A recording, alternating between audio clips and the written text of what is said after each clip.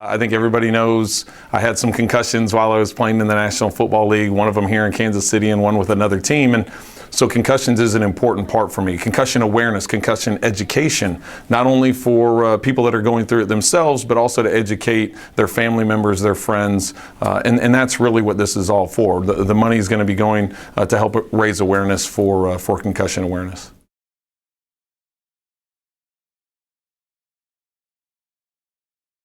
For all the Kansas City Chiefs fans out there, I know you're following social media with the team doing as well as they are. There's going to be an opportunity for you to get a behind-the-scenes look at what it's like to be a Chiefs player.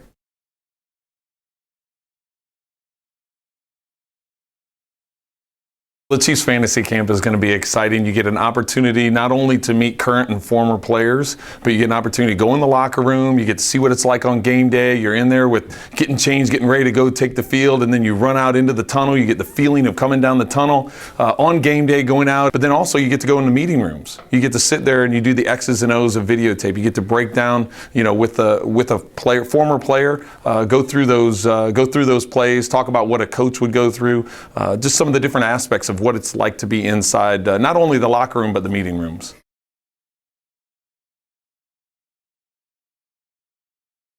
I would bet right now that when you see the folks that come to this camp, you will see some amazing athletes and you will see people that probably haven't worked out in 3 years or 10.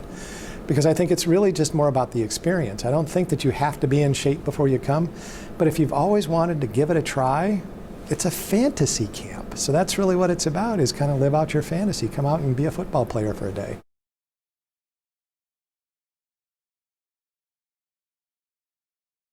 Our balance sheet's only 15 years old. All the money we made from 1906 to 1998 went back up through the university back to the state. So we're making up for lost ground. That's one thing.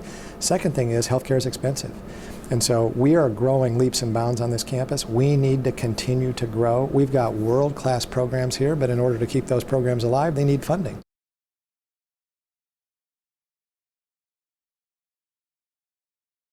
If there's any doubt that your child has a concussion, any kind of symptom, headache, blurred vision, dizziness, anything, even nausea, just feeling foggy, just not being very clear, take them out.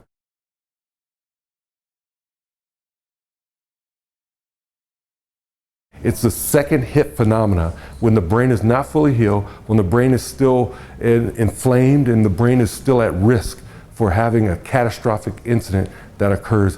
That's when we have problems.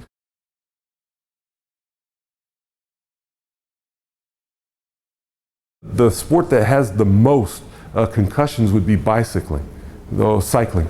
And so it can happen in any sport. And the bottom line, we've got to educate our kids that it's not safe. It doesn't make any sense to jeopardize your future cognitively or being able to play any of these sports by re-subjecting yourself to risk by going back to that sport.